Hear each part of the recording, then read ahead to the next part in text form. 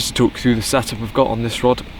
I've got a Shimano bait runner on a 12-foot 2 3/4 pound Tesco rod, and then I've got a bolt machine to about a 4 maybe 5 foot hook link with a trimmed down key cray on a size 10 hook. That's what I caught a couple of fish on last time I was up here, so I'm going to stick with the same thing. And I've also just got a little bit of Vaseline and rubbed that along the line, and although I'm using floating line, it just makes sure that it stays on the surface a lot longer and doesn't sink at all. And I top that up every sort of 5 or 6 casts just to make sure that the line isn't sinking and getting in the fish's way.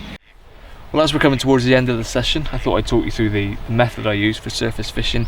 It's fairly standard practice, but for those of you that don't know, I thought I'd just talk you through it.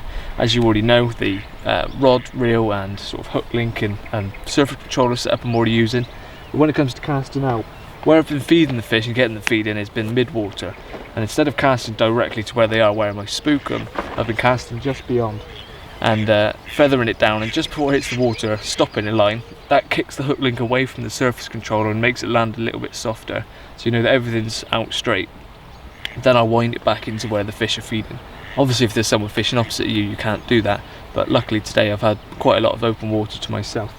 Once I've wound it back into where the fish are, I've been putting out a couple of catapults right on the spot of where the bait is. I'm putting the rod down, flicking the bait runner on and just waiting.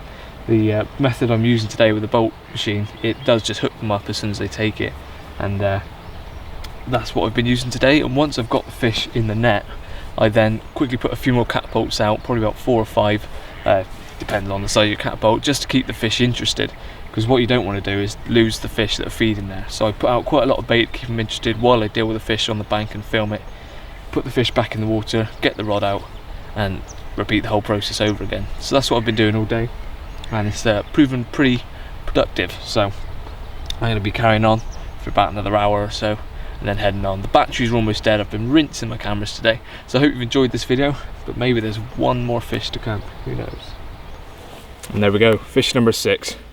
Once again I was just fiddling around with the camera getting another angle and I heard a thrash on the surface, and